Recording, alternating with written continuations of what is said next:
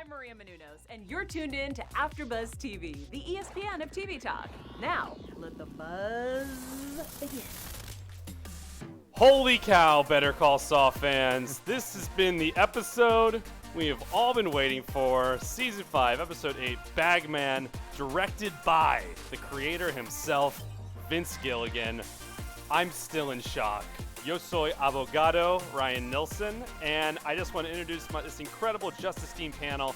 First up, she's been gone for a few weeks, a little under the weather, and we are just happy for the return of Gabby Castanilla. How are you doing, Gabby? Yes. Welcome back. Guys, thank you. I'm so happy to be here. I miss you guys so much, and I missed reviewing the show with you. I feel like I had so much to say the last couple episodes, so finally could let it all out. This is the perfect one to come back to, with it being maybe the best episode yet. Okay, I'm getting too ahead of myself.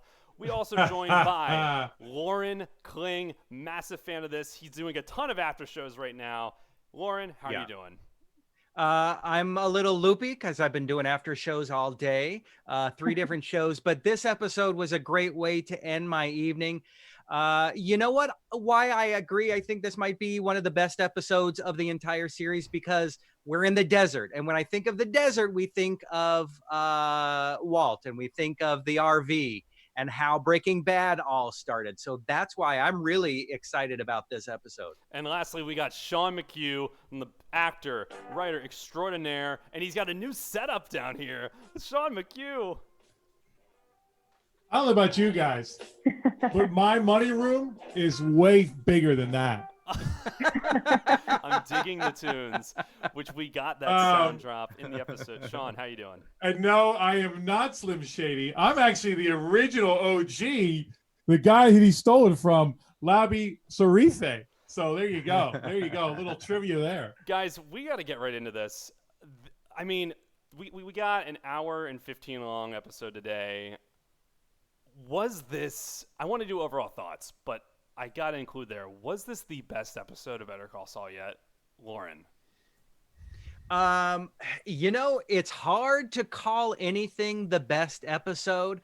However, the twins are back or here for the first time, or I don't know what you say, but we've got the Salamanca twins who are here just for a brief moment, who really had nothing to say at all. So just that, and also, oh my God, Kim going to meet Lalo had to be the most crazy part of this whole episode. She is in the game now. Gabby, overall thoughts? I think it might be the best episode, but I think it's the most pivotal episode so far in the series, just as far as switching over to the whole world and realm of Breaking Bad, because like you said, there's the desert and Kim knows about it now, and he's actually in the act with Lalo as far as, you know, being in the cartel, getting the money and stuff. I don't know. I just think that this was such an important episode. Like you said, we're saying before filming, this is where everything turns. And you can, this is going to be where fans go. This is the episode where everything changed. John, overall thoughts, man? Well, I don't know if it's the best episode, but it's pretty close. And as always, oh my God. I love it. Sean McHugh. You have the best setup. Holy cow, dude. I love it. Yes, we are Team Lalo, by the way. Lalo is our favorite character of the season, I think, so far. I don't want to speak for everyone, but Sean and I, we all really, really like him a lot. Ray Seymour is my favorite actress on TV. And holy cow, guys. So today we're going to be talking about a lot of stuff. First up, just saw being the bagman for Lalo, going to pick up $7 million at the Mexico border. We also got Mike saving him. Holy cow. And then, like you just said, yes, Kim pays a visit to Lalo, and she might be in the game. All right, guys. First up, Saul agrees. He counter offers Lalo to go pick up the money, $100,000. What does this decision mean? How did you feel about the counter, Sean? Well, I think it was very apropos for our boy Saul, because he's all about pushing the limit, right? He really has nothing to lose. I mean, if he says no, then he gets to go home to Kim, and he's better for it. So, you know, I think it was very on brand for Saul. I think he could have got $500K, to be honest.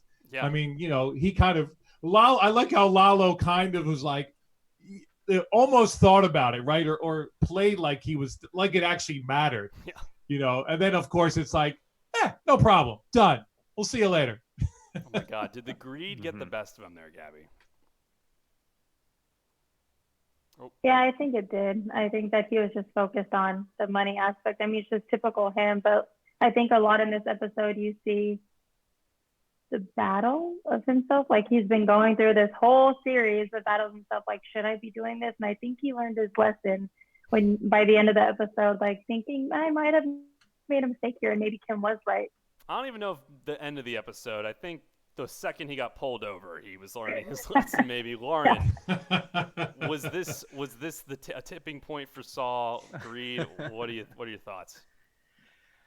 You know what? I don't think this was anything really any different than anything else, because even though we're just talking about a larger money dollar amount, I don't think it was any different. I think Saul's just kind of gradually found himself further and further down this rabbit hole, and the money has gotten larger and the zeros afterwards have gotten bigger. Where it takes Saul between here and Breaking Bad, who knows? We've got a lot of room for him. But again, what the big difference here is that Kim is now involved, whether she wants it or not. I'm really curious. It really changes the possibilities of what's going to happen to Kim before the end of this series. Oh my God! I'm scared just thinking about it. But it's interesting. I don't think it's similar to what we've seen in the past episodes. We know Saul is greedy. We know he's been flirting with the cartel. I think the scene that really was a surprise to me was when Kim outright says, "I don't want you to do this." Like she just says it straightforward, and he hugs her. Everything's gonna be fine, going against what she wants. And it's I almost felt like that hug. They held on that hug a little long. I feel like that hug was an indicator of, is that the last time everything's gonna be how it was? Everything's different Do you now. think it's gonna be? Do you think it's so. gonna be that soon? Yeah. What do you mean? Like, do you think I just think their relationship's never the same after this. It's after this.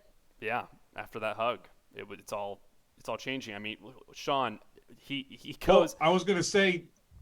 Yeah. Go ahead. I'm sorry. Go ahead. Oh, no, I was just gonna say I think after that hug, it's all different, because he goes, gets the money, and the second he got pulled over, oh my gosh. I'm like, who are these guys? What's going on? At first, I thought they were just testing him to see if he took any of the money. But I'm like, oh, these are rivals. This is just another gang. Lauren, your post-it just fell. It was really funny. But I thought he was toast. I honestly, I know he survives in Breaking Bad, but I myself was second guessing what was going to happen to Saul there. Did you expect it to be Mike who saves him, Sean? Definitely not. Just to quickly go back to the hug, I would just say that this is where, Ryan, I would agree with you 1,000%. The look in Kim's eyes was such great acting. Like they literally like welled up as we were looking at them, and it said it all. It said everything she was thinking. It was like, you do this, like you crossed the line. There's no coming back from this. And he just goes in for the hug because he knows he's going to do it. So I think you're right. Like this is a turning point. Like they can never be the same. And it's such a gamble. It's such a gamble. Yeah. What was that, Gabby? It's, of course, it's an awful gamble. I mean, we know how this is going to go eventually. But it's Jimmy. Like it's Jimmy trying to outdo, trying to take that shortcut that never pays off. So but as far as that whole thing, when they start shooting, I mean, I knew that these guys were rivals, but I just assumed that it was the twins coming back. Like I had no idea that we were getting the original OG who out OG'd all OGs in this episode. Mike, wow, I was amazing. Yeah. Gabby. Something I wanted to No, go for it, Lauren. What was that? Yeah, go for it, Lauren. Something that I was really interested in realizing was, as soon as I saw that it was not the car that the Salamanca brothers were in, it was Mike. I knew it was Mike because Mike was a sharpshooter, and I remember he was working with someone who was a sharpshooter, if I remember correctly. And so right away I knew it was Mike. The fact that he was able to take everyone out, what seemed like from both sides of the canyon, that's what I thought, that there were multiple people. So that was the only surprise, that it was one person, Mike, and not two or more.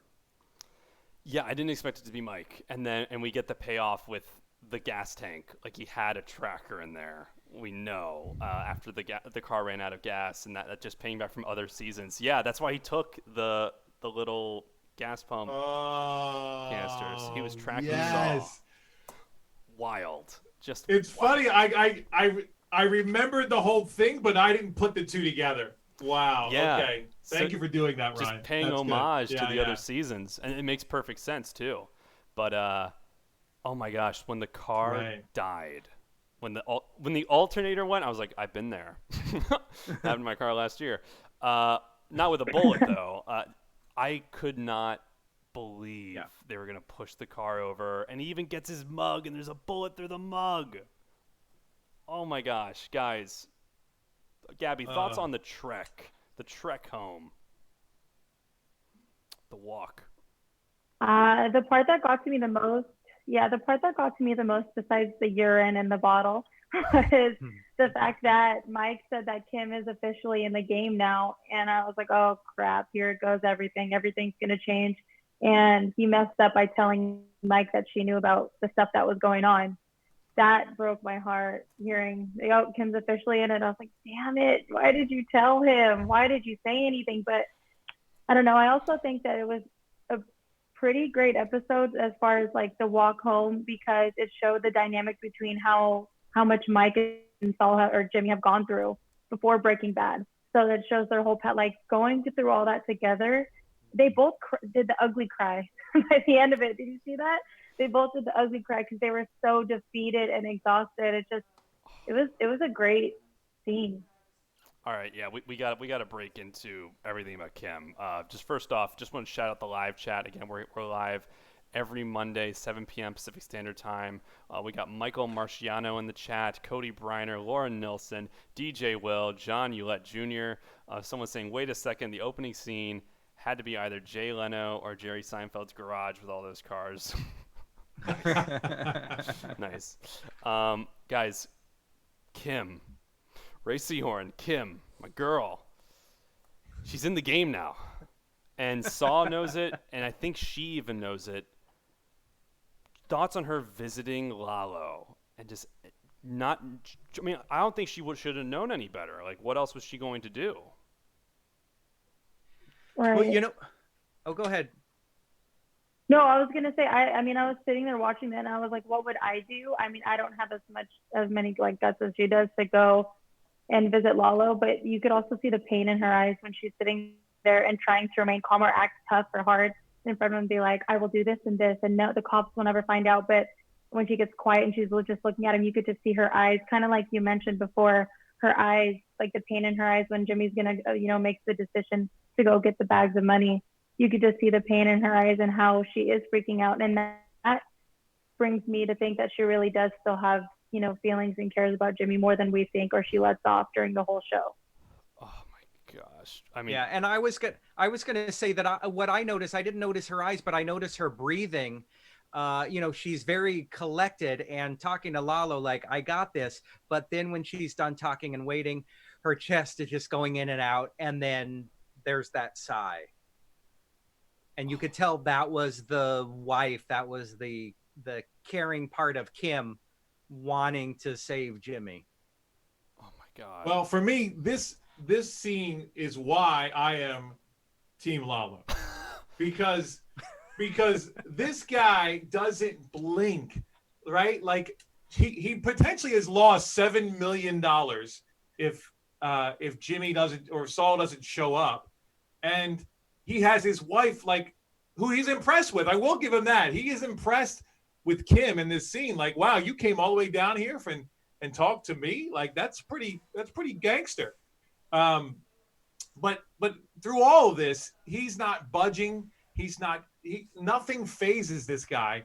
and you can just tell that this guy has cartel in his blood. Like, he is cold, and even like this almost grieving widow doesn't even remotely move him. So I don't know. Speaking of Team Lalo, I mean, this is terrifying on a whole new level. I feel like villain wise, in Breaking Bad, just making a parallel to Gus. Gus threatened Walt. He threatened his family, but we never had a direct contact with Gus and Skylar. Like, this was Lalo, and now he knows what she looks like. They have talked. They have spoken to each other. The biggest target on her back when Saul gets back. I am terrified for her. What do we think is going to happen? I'm freaking out just even thinking about it right now. I'm terrified. I wonder. It's a weird line, because if Jimmy delivers the money, he's essentially letting this guy who could give all this harm to the person he loves free. It's a really tough position to be in. But guys, so it doesn't go well, the meeting. He walks away, and we're left with that one image of Kim, and I was freaking out. I was getting Seven vibes. I was really worried, because it's ending with them in the desert. Wow. We don't know what's happening to Kim. I was really scared we were going to get some kind of box. But I was gonna say, no box, no box. Instead, we got the two buddy road show of Saul and Mike walking home, and they can't go on the road. Brutal, absolutely brutal. Ooh. Did anyone catch the parallel to Chuck wearing the tinfoil? I was totally thinking that. I mean, that's definitely why he refused to wear it at first, right? I mean, what do you guys think? Yes. He refused, yeah. I was wondering why he refused that. There you go. It was reminding him of Chuck. Yep. That's a great call, guys. You're doing all the deep cuts tonight, brother. That's great. Yeah. He's wrestling with everything. I mean, this is the final. I was getting such a Western vibe from this episode of this is the last stand, and everything's coming to a halt. He doesn't know what's happening with Kim. He's reflecting on his life, and we get this moment where he full on gives up, steps on the cactus and gives up. And Mike gives the speech of all speeches. Gabby, you texted us. Love Mike. I just want to hear all your thoughts on that scene.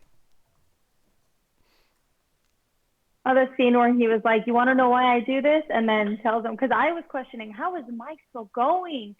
Saul's so much younger than him, not to say, no offense, but he is. And so when he gave that speech, I was like, damn, that was typical Mike, such a hard ass, but so caring at the same time, and passionate about his family and loving. And that's what I love about him, is he's straight to the point always. He's very sarcastic, and he's super loving towards his family.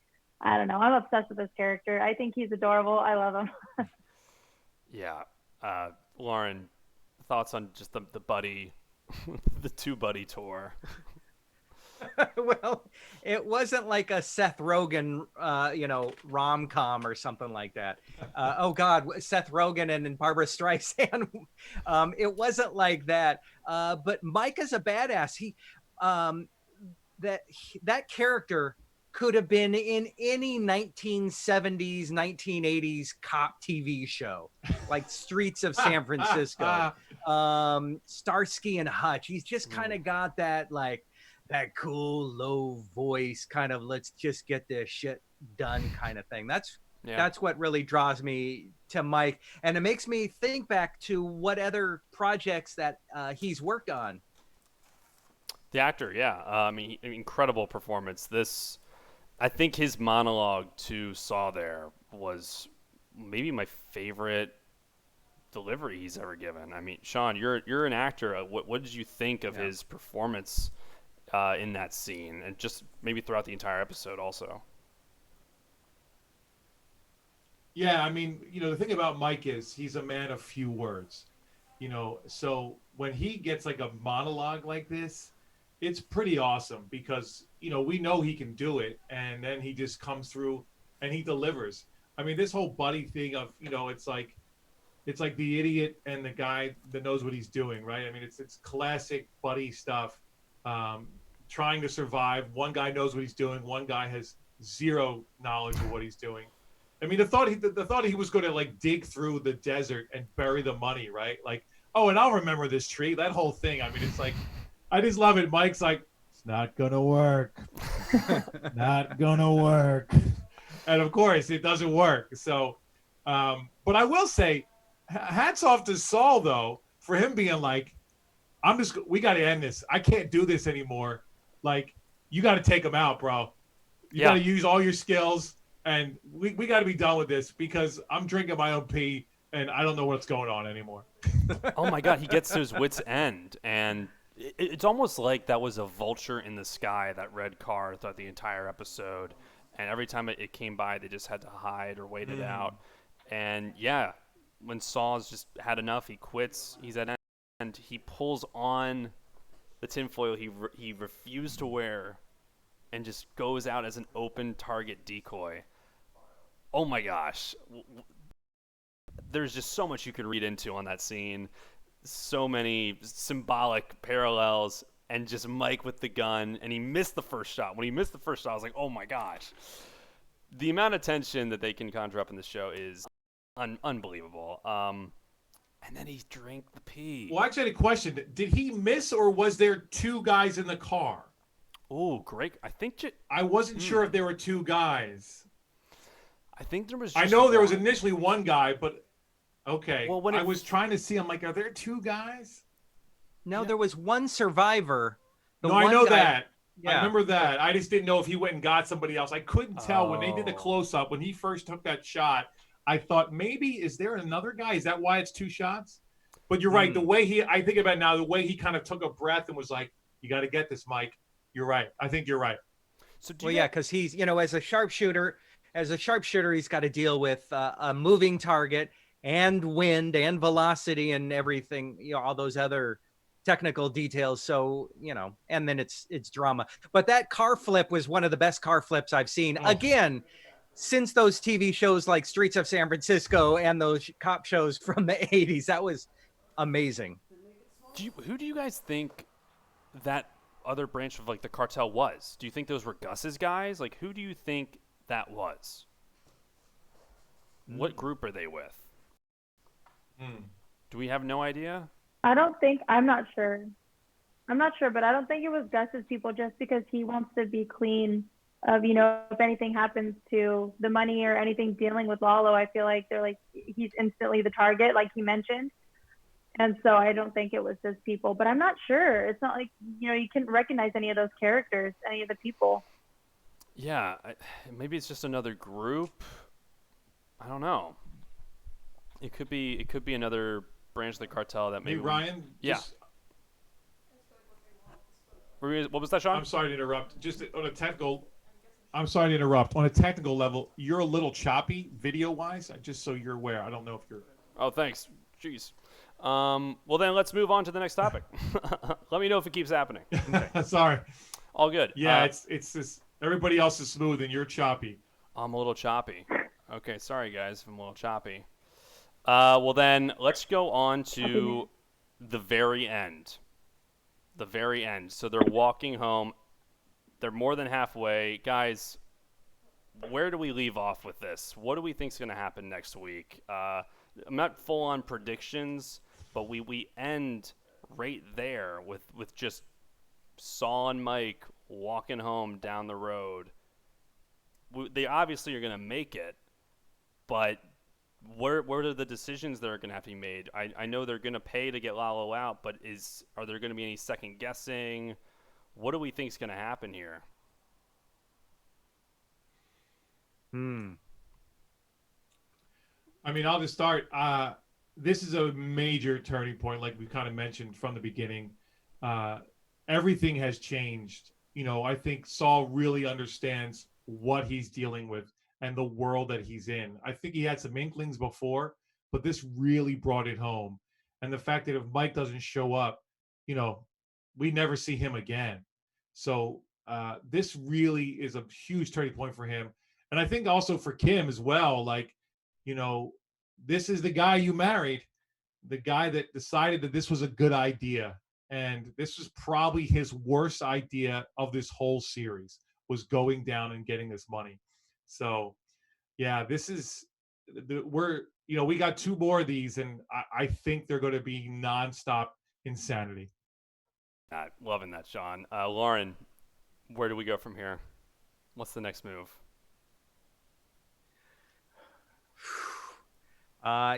It's hard to say because, Nacho will be back somehow. We've got Gus. We've got Los Pollos Hermanos that's got to be rebuilt. And we've got the drug den, not the drug den, but the facilities to be built. So, I kind of, at some point we got to see those things come up. And so I'm curious. I have more questions than answers for you. Questions and answers. Gabby, where do we go from here? I think we're going to be seeing a lot more of Kim immersed in that world. And I think that they are now the cartel and Lalo for sure is going to take advantage of the fact that Kim is so vulnerable and use, Jimmy and her emotions as far as, trying to get ahead. So I don't think he has a choice but to listen to Lalo now because Lalo knows too much about the world and Jimmy's personal life, and I think they're going to take a lot of that and use it to their advantage. So I think it's going to be a lot of Kim in that scene, and it's not going to be good. Oh God, I'm so scared. I'm so scared about Kim. Oh my gosh. Lauren, I heard you got some potential news for us today. Is that right? Yeah, I don't want to spoil exactly who, but I do have interest from an actor from the show who's expressed interest in coming on to the last episode of the season. That would be April 20th. So guys, stay tuned for that. Yeah. That's so exciting. So exciting. Holy cow. Yeah, you'll have to see who we got. And everyone, please hit that like button because that's how we can get some more guests coming on this show from Better Call Saul. We all love this show so much. Thank you for making us the ESPN of TV Talk. Hit that like button, comment below, give us a rating on iTunes. Guys, we're moving into the special segment of MVP. Who is the most valuable player of this week? Let's start with Sean McHugh. You know who he's going to pick? I think there's only one choice. There's only one choice. I mean, you cannot pick anybody else except for Mike. I mean, he literally saves the day on multiple occasions, really. I mean, obviously physically first by taking out everybody, but then like helping him get home. I mean, otherwise Saul's wandering around the desert somewhere, and he's vulture feed. So hands down for me, Mike showed that he's the OGest of all OGs. Gabby, who you got? Yeah, I was going to say Mike too. He's my favorite, but also like you said, it's just, he just saved the day. You would not expect him to come out of nowhere and save Jimmy like that because like you said, he would be dead if it wasn't for him. And especially guiding him through the desert. Yeah, he just, overall his performance, how he took Jimmy under his wing and everything, and how he's just a badass, man. He just stole the whole episode. So yeah, definitely Mike. Oren Kling. Mike. Love it. I am full agreement with you guys. It's Mike. As Sean said earlier, the OG, the cop from the 80s shows, like Lauren was saying. It's Mike. Mike is, and this kind of makes sense how they are so tight, Saul and Mike, in Breaking Bad. Like they went through this together. This is quite a journey back. I think even Lalo said 34.6 miles. Like it's far away. So wow, what a walk. Let's get into our predictions for next week, y'all. Really exciting. Playing a little prediction. And now your AfterBuzz TV. The table is set. The stakes have never been higher. I am terrified for Kim. Gabby, what's going to happen? Predictions. Like I said, I think Kim is going to be immersed in that world, whether she likes it or not. I am not sure if Gus knows where Mike is at or what he's up to, I would assume. And I think that Gus is going to send someone or himself to go get, Mike and Jimmy or try to find Mike. And then I think there's going to be a lot more Lalo and stuff with Nacho going on. a lot more intense scenes like that for sure. That shootout scene was total Breaking Bad, and I think that's going to be what's happening, like you said, Sean, for the next couple episodes. Yo, real quick, someone in the chat just goes, MVP was the prison guard. I don't know why. Okay, Sean, predictions for next week. Well, I'm hoping that we're finally the money's going to be there, and finally my boy, Team Lalo, is going to get out of prison and start wrecking stuff, start destroying lives. I'm sorry, Ryan. I think Kim might be collateral damage. No. I'm just saying. I can't. I 100% agree. Yeah, wow. it's because I mean, you think about if you really think about who can they really hurt us with? Oh God, Sean. You know what I mean? And like she's really the only one left that they can hurt us with. What So, about Nacho's I'm dad? not wishing it. Believe me. They could hurt Nacho's dad. I'm not saying I'm yeah, picking not one. as invested. I'm not saying I'm picking one. Not as invested as we are in Kim.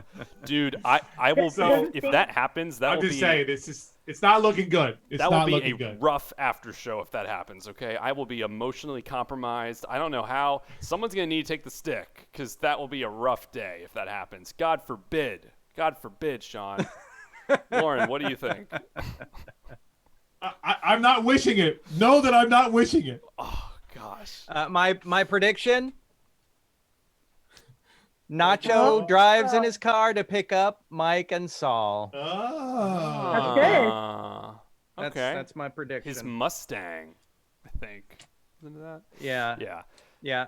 I'm gonna just give answers by using these little. I'm loving it. sheets. I like that. I love it. Kim Hold uses them a lot up. of Post-it notes, so it's perfect. But guys, Yeah. as Mr. T said in Rocky 3, prediction: pain, guys. I'm feeling pain on all fronts. All right. I don't know how much more pain Saul or Mike could take, but they're only halfway there. I think they're gonna need a miracle. They're gonna need someone to be driving by, picking them up. The money's already kind of leaking. They got a license plate just covering a hole. It's pain on all fronts. Pain for all the characters, maybe except for Lalo. I think Lalo is like the only safe one here. In fact, I would like to be on Lalo's side. He might be an MVP in that regard. But wow, what a crazy episode. This show is just getting crazier and crazier each week, and I really do think everyone is just hopping on board. They're binging during the quarantine. But where you can keep up with us during the quarantine, Lauren, where can people find you on social media? You can find me on Instagram at Lauren Kling, LORENKLING. And tomorrow night, the final episode of Schitt's Creek. We will have our final after show at about 9:35 Pacific time, so tune in. Oh my God, great after show, by the way. You guys gotta check that out. Thank you. And Gabby Castanilla, again, so happy to have you back. Yes. Where can people find you? I'm very happy to be back. Thank you. And thank you for the shout out last week, guys. That was super sweet. I was course. watching and I appreciated it. You guys can find me at Instagram at Gabriela Castanilla and on Twitter at Gabby Castanilla. Team Lalo, Sean McHugh, where can people find you? Yes, sir. Well, first, I might have to quickly change my MVP to Ryan Nielsen because of all his deep cuts on this episode. So good. Ending with a Rocky quote. You're my new favorite, bro. Dude, you know Rocky's my favorite, man. But That's my as favorite far movie. as finding me, I know. No, I know. I'm right dude. with you. Yeah. At Gorilla Suit Sean on Twitter, at SeanStar75 on the gram, and you can also, if you binge Ozark already, you can catch me on that after show as well. Yo, Ozark is hot right now. So, guys, check so out that good. after show. So good. I think it's on the same channel, Dramas. So just scroll down our feed. It's there. Check that out. Guys, this has been the Better Call Saul after show. Again, during quarantine, please be safe. Wash your hands. Keep clean. Stay inside. Stay socially isolated. Keep the 6 feet distance. Thank you so much for watching us. Buzz you later.